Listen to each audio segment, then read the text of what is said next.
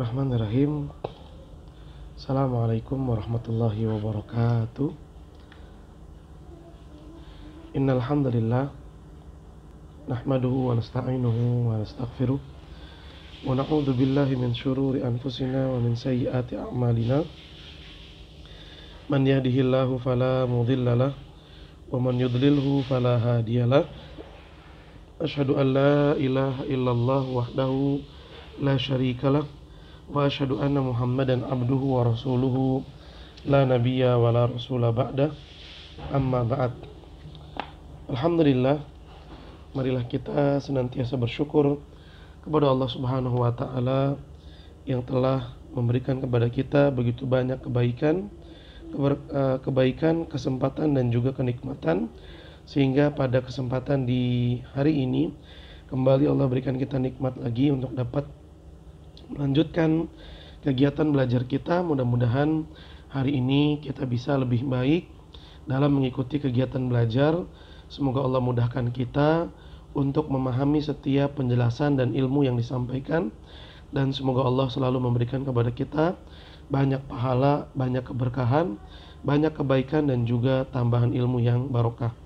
Salawat dan salam semoga selalu tersampaikan kepada junjungan kita, Nabi kita yang mulia, Nabi Muhammad Sallallahu Alaihi Wasallam, juga kepada keluarganya, kepada para sahabatnya, dan kepada orang-orang yang selalu setia untuk mengikuti jejak sunnah beliau hingga hari kiamat.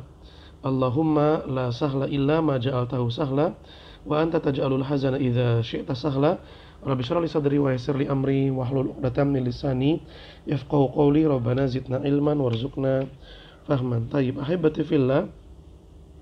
Insyaallah pada kesempatan kita kali ini akan melanjutkan pembahasan yang telah kita mulai di pertemuan lalu, di mana kita sudah masuk ke dalam kitab Tauhid untuk jilid yang ketiga.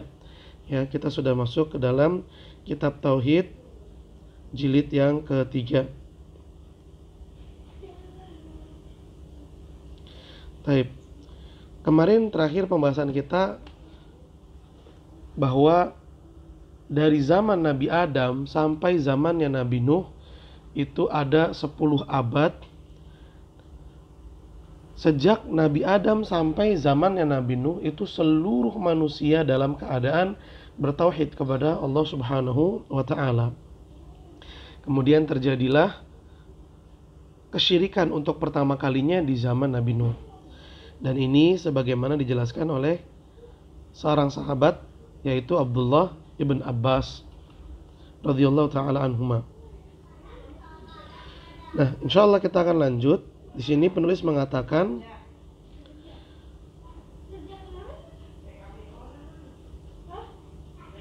yuridu rahimahullahu anna bi'tsatan nabiyyina sababuhal ikhtilaf amma kanu alaihi minad din sahih. Dijelaskan ya, di dalam Al-Qur'an Allah Subhanahu wa taala berfirman, "Wa ma kana an-nasu illa ummatan wahidatan fakhtalafu." Dan dahulu manusia itu adalah satu golongan umat, semuanya beriman, bertauhid kepada Allah Subhanahu wa taala. Kemudian setelah itu terjadi perselisihan di antara mereka. Dan perselisihan inilah yang menjadi sebab diutusnya para nabi dan rasul. Jadi sebab diutusnya para nabi dan rasul adalah terjadi perselisihan dalam umat manusia. Kama kanat al-arabu ba'da dzalika ala dini Ibrahim alaihissalam. Sebagaimana dahulu sejarah tanah Arab, masyarakatnya itu beragama dengan agama yang diajarkan oleh Nabi Ibrahim alaihissalam. Hatta ja'a Amr bin Luhai al-Khuzai, sampai datang seorang sastrawan yang bernama Amr bin Luhai al-Khuzai, di mana dia terpesona dengan gaya hidup di daerah Syam. Kemudian gaya hidup itu dia bawa ke tanah Arab, yang mana dulunya tanah Arab itu suci karena seluruh masyarakatnya beragama dengan agamanya Nabi Ibrahim alaihi salatu wassalam. Faghayyara dina Ibrahim. Nah, Amr bin Luhai al-Khuzai ini adalah orang yang merubah agama Nabi Ibrahim di tanah Arab. Wa jalabal asnama ila ardil arabi wa ila ardil hijazi bisifatin khas. Nah, dia mendatangkan peribadatan syirik yang ia lihat ya di luar, di tempat dia pergi, dia bawa beberapa berhala, kemudian dia ajarkan kepada orang-orang Arab untuk meletakkan beberapa patung-patung ya di sekitar tanah Arab untuk dijadikan sesembahan selain Allah Subhanahu wa taala. Dan ini terjadi di tanah Arab sampai Hijaz. Fa'ubidat min dunillah. Kemudian patung-patung dan berhala mulai disembah di tanah Arab. Wa antashara syirku fi hadhil biladil muqaddasatu wa ma jawaraha. Dan tersebarlah perbuatan syirik di tanah yang mulia ini, yaitu tanah Arab, dan di tanah-tanah tetangganya Arab. Ila an ba'athallahu nabiyahu Muhammadan khatiman nabi sallallahu alaihi wasallam. Kemudian Allah Subhanahu wa taala pun mengutus nabi akhirnya, yaitu Nabi Muhammad sallallahu alaihi wasallam, fada'an nasa ila tauhid wattiba'i millati Ibrahim. Kemudian Nabi Muhammad sallallahu alaihi wasallam pun mulai mendakwahkan tauhid dan mengajak masyarakat Arab yang mulai atau yang sudah terkontaminasi dengan perbuatan syirik yang disebabkan dan disebarkan oleh Amr bin Luhai al-Khuzai. Nabi Muhammad perbaiki ya pemahaman akidahnya orang-orang Arab. Nabi Muhammad SAW mengajak orang-orang Arab untuk kembali bertauhid dan menyembah kepada Allah Subhanahu wa taala serta mengikuti agamanya Nabi Ibrahim alaihi salatu wassalam. Baik. Wa kassara al-asnama wa akmalallaha bihid dina. Wa akmalallahu bihid dina. Kemudian Nabi Muhammad SAW pun mematahkan dan menghancurkan berhala-berhala, patung-patung yang disembah selain Allah di tanah Arab. Kemudian Allah Subhanahu wa taala jadikan agama yang dibawa oleh Nabi Muhammad sebagai agama yang sempurna, yang layak, cocok untuk diikuti sepanjang hidup sampai hari kiamat. Wa atamma bihan ni'mata alal alamin. Dan dengan agama Islam yang sempurna ini, maka sempurna pula lah kenikmatan Allah yang Allah berikan kepada alam semesta. Wasarat ala nahjihi al-qurunul mufaddalatu min sadri hadhil ummah. Dan generasi-generasi terbaik umat Islam senantiasa meniti jalan di atas jalan yang diajarkan oleh Nabi Shallallahu Alaihi Wasallam, ila an fashal jahlu fil qurunil mutaakhirati, sampai pada akhirnya mulai bermunculanlah ya pemahaman-pemahaman yang keliru, pemahaman-pemahaman salah, pemahaman-pemahaman yang sesat. Terjadi di zaman yang datang berikutnya. Wa dakhala had-dakhilu minad diyanatil ukhra. Kemudian agama yang diajarkan oleh Nabi Muhammad SAW ini kemudian dimasukkan, ditambahkan dengan pemahaman-pemahaman dari agama-agama yang lain. Ya, muncullah Islam liberal. Ya, jaringan Islam liberal yang mengatakan bahwa semua agama itu sama, semua agama pemeluknya akan masuk surga. Muncul yang demikian. Fa'ada syirku ila kathirin min hadhil ummah bisababi du'atid dhalal. Kemudian mulai muncul kembali perbuatan-perbuatan syirik di tengah-tengah umat Islam, seperti menyembah kuburan, meminta kepada benda-benda keramat, menggantungkan jimat, waliyadzubillah. Dan ini diakibatkan karena para dai-dai yang sesat, yang menyampaikan ilmu tidak bersumber dari Al-Quran dan Sunnah, dan tidak sesuai dengan pemahaman generasi terbaik umat Islam, yaitu generasi sahabat, tabi'in, dan tabi'ut tabi'in, atau yang dikenal dengan generasi salafus soleh, orang-orang soleh yang terdahulu. Wasababul bina'i alal kubur. Dan mulailah kuburan-kuburan itu dibangun, mutamathilan bita'zimil awliya'i wassalihin, sebagai bentuk penghormatan kepada orang-orang yang soleh, orang-orang yang dianggap sebagai wali. Wadi'a al-mahabbati lahum hatta buniyatil adrihatu ala kuburihim. Dan sebagai bentuk bukti kecintaan seseorang kepada orang-orang soleh. Ya, jadi mulai datang itu pemahaman-pemahaman sesat, pemahaman-pemahaman yang tidak sesuai dengan ajaran Nabi Shallallahu Alaihi Wasallam yang dibawa oleh para dai-dai yang tidak sesuai dengan Al-Quran dan Sunnah yang dipahami dengan pemahaman salafus soleh. Di antara mereka ada yang mengajak orang-orang untuk mencintai orang-orang soleh. Benar, akan tetapi kecintaannya terlalu berlebihan. Sampai pada ketika orang soleh itu meninggal dunia, dibangunlah pemakamannya. Ya, dibangun, dibikin sesuatu yang membuat pemakaman tersebut beda dari yang lainnya. Mulai dibangun. Ya, dan ketika ditanya kenapa ini kuburan dibangun, ini sebagai bentuk kecintaan kita kepada orang soleh, ini sebagai bentuk penghormatan kita kepada orang soleh. Begitu alasannya. Dan ini adalah cikal bakal peribadatan sesembahan kepada selain Allah. Karena yang seperti ini nih, yang pertama kali terjadi kesyirikan di zamannya Nabi Nuh alaihi salatu wassalam. Wattakhadhat awthanan tu'bat min dunillahi bi anwa'il qurbati min du'ain wastighathatin wa dhabhin wa nadhrin limaqamatihim.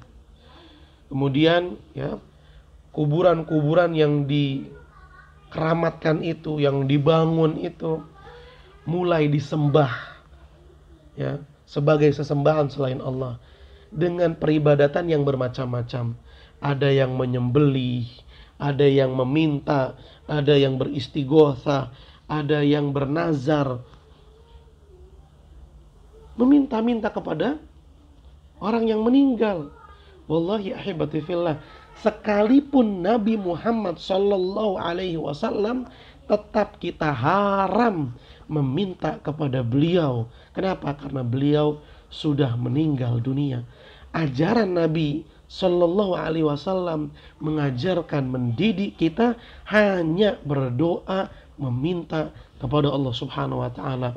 Sebagaimana Nabi Sallallahu Alaihi Wasallam mengatakan, Ya ghulam, idza sta'anta fasta'in billah. Wahai anak kecil, Nabi mengajarkan kepada anak kecil, sahabat yang masih kecil, kalau kamu minta, minta langsung sama Allah. Wa idza sa'alta fas'alillah. Kalau kamu memohon, mohonnya sama Allah Subhanahu wa taala. Ini yang diajarkan oleh Nabi Shallallahu alaihi wasallam.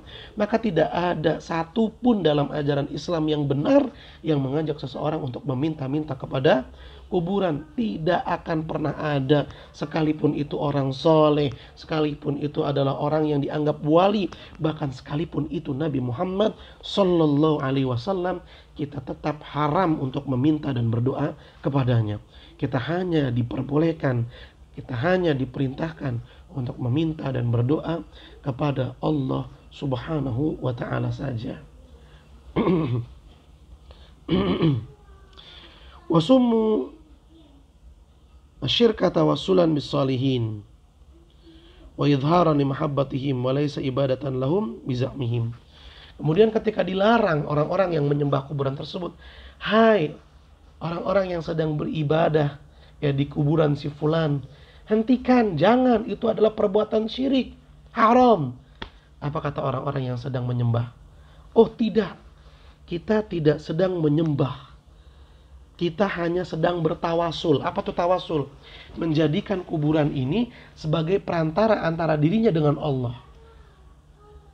Dan mereka berdalih, sebagaimana kita nih orang biasa, rakyat biasa, kalau pengen meminta kepada presiden aja gak bisa kan minta langsung, minta lewat perantara, ke ajudannya atau ke siapalah yang menjadi perantara antara kita dengan Pak Presiden. Apalagi dengan Allah, maka kita butuh yang namanya perantara. Maka kita katakan inna lillahi wa inna ilaihi raji'un. Tidaklah sama Allah dengan makhluknya. Allah Subhanahu wa ta'ala menjadikan peribadatan di dalam ajaran Islam langsung ditujukan kepada Allah Subhanahu wa ta'ala. Tidak perlu pakai perantara, hanya antara hamba dengan Allah Jalla Jalaluh.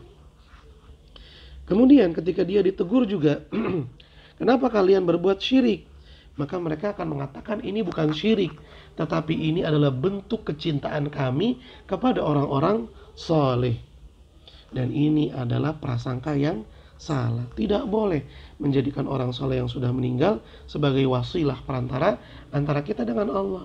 Tidak boleh mencintai orang soleh secara berlebihan, apalagi sampai meminta-minta kepadanya saat ia sudah meninggal dunia. Tidak boleh. Ini berlebihan. Mencintai orang soleh disyariatkan, karena mudah-mudahan dengan kecintaan kita kepada orang soleh menimbulkan kesolehan dalam diri kita.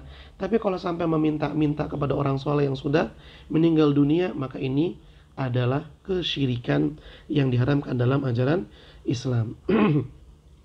Wa nasu anna hadha huwa qaulul musyrikin al-awwalin haitsu yaqulun ma na'budu illa liyuqarribuna ilallahi zulfa. Nah, orang-orang yang menyembah kuburan-kuburan ini, yang ketika mereka dilarang, dikasih tahu, diingatkan, mereka mengatakan ini bukan menyembah, kita menjadikan mereka sebagai wasilah.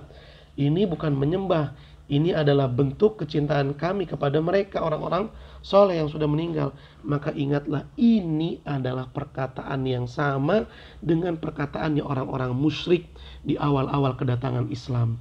Ketika Islam melarang orang-orang musyrikin untuk beribadah, menyembah kepada berhala, mereka berkata, kami tidak menyembah berhala, kami tidak menyembah patung, kami hanya menjadikan patung ini sebagai perantara antara diri kami dengan Allah Subhanahu wa Ta'ala, agar patung-patung ini bisa menjadikan kami lebih dekat kepada Allah Azza wa Jalla.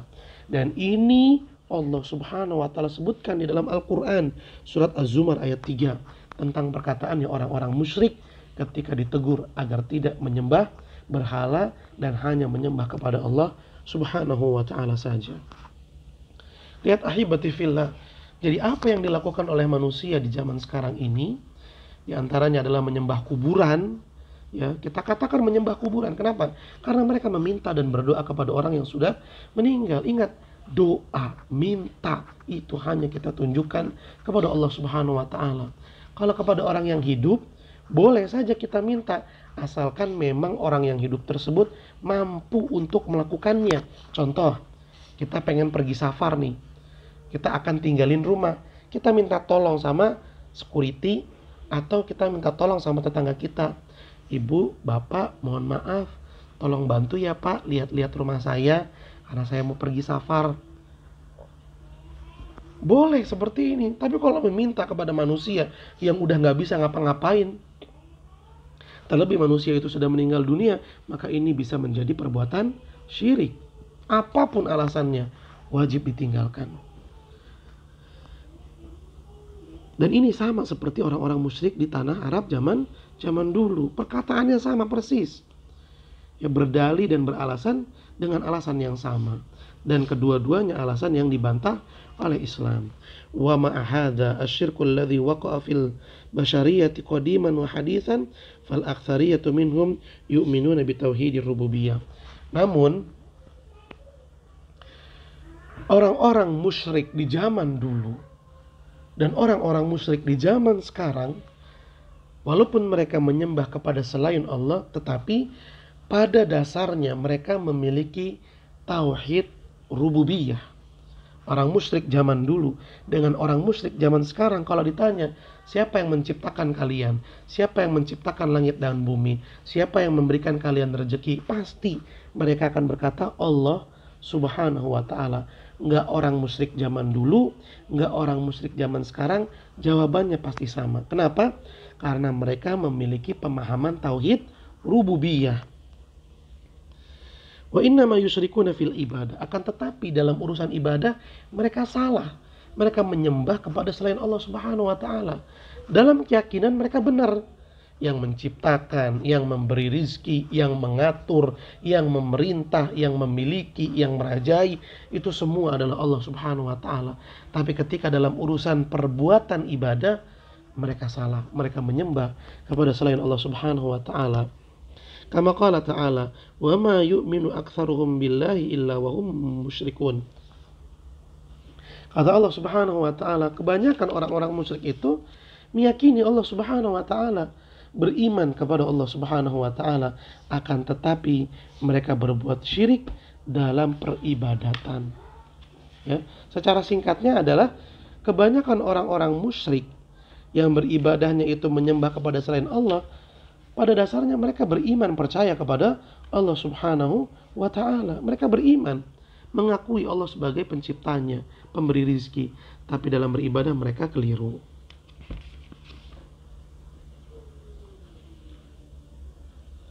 Walam yajhadu wujuda rabbi illa nuzurun yasirun minal bashar. Dan tidak ada yang mengingkari Allah Subhanahu wa taala sebagai pencipta. Tidak ada yang mengingkari Allah Subhanahu wa taala sebagai pemberi rizki, yang mengatur, yang merajai. Tidak ada yang menolak hal ini kecuali sedikit dari orang-orang. Sedikit sekali jumlahnya dari manusia. Contohnya adalah Fir'aun. Kafir'auni wal mulahidati dahriyin wasyuyu'iyin fi hadzal zamani. Contohnya seperti Fir'aun, orang-orang ateis dan orang-orang komunis yang hidup di zaman sekarang, yang mana mereka itu meyakini, memahami, berpendapat bahwa tidak ada yang namanya Tuhan. Waliyadzubillah. Wajahadu wajuhuduhum bihi min babil mukabirah. Dan pengingkaran mereka terhadap adanya Allah Subhanahu wa taala disebabkan karena kesombongan dalam diri mereka. Mereka tidak mengakui adanya Allah Subhanahu wa taala, itu diakibatkan karena kesombongan yang ada dalam diri mereka. Padahal dalam hati kecil mereka, di dalam sanubari mereka itu terdapat keimanan tentang adanya Allah Subhanahu wa taala. Buktinya, orang-orang yang tidak percaya adanya Tuhan, tidak percaya adanya Allah, kalau mereka berharap, mereka berdoa, mereka mengatakan mudah-mudahan. Ingat, kalimat mudah-mudahan itu adalah kalimat doa yang ditunjukkan kepada penguasa alam semesta. Mudah-mudahan penguasa alam semesta menjadikan apa yang saya harapkan terkabul. Dalam hatinya orang-orang kafir, bahkan sekalipun seperti Fir'aun, mereka merasakan adanya sang pencipta alam semesta. Wa illa fahum muttaruna lil iqrari bihi fi batinihim wa qararati anfusihim, kama qala ta'ala wajahadu biha wastaiqanatha anfusuhum zulman wa uluwa. Ya, ini seperti yang tadi Ustaz sampaikan, bahwa sebetulnya dalam hati kecil mereka, di dalam sanubari mereka terdapat keyakinan adanya Allah Subhanahu wa taala. Namun karena kesombongan yang luar biasa menutupi hati kecil dan menutupi sanubari mereka. Wa quluhum ta'rifu anna kulla makhluqin la budda lahu min khaliq. Akal sehatnya mereka nih, orang-orang ateis, orang-orang komunis, itu semua paham betul bahwasanya tidak mungkin ada sesuatu kecuali ada yang membuatnya. Coba tanya sama mereka, datangkan kepada mereka ya satu gelas kopi. Katakan kepada orang komunis, kepada orang ateis, hai orang komunis, hai orang ateis, tahu gak kalian ini kopi ya tadi malam bergerak sendiri. Saya bangun tidur di malam hari, tiba-tiba biji kopi ngegiling sendiri, kemudian air menuangkan dirinya sendiri, kemudian menyaring sendiri dan tertuang di cangkir, sehingga tersajilah secangkir kopi dengan sendirinya. Tentu orang ateis dan komunis akan berkata, kamu tidak waras, karena gak mungkin kopi bisa bikin diri sendiri. Oleh karena itu, ahibati fillah, semua manusia memahami dan meyakini bahwasanya tidak mungkin ada sesuatu muncul dengan sendirinya. Segala sesuatu pasti ada yang membuat, pasti ada yang menciptakan. Wa kullu mawjudin la budda lahu min mujid. Setiap yang ada pasti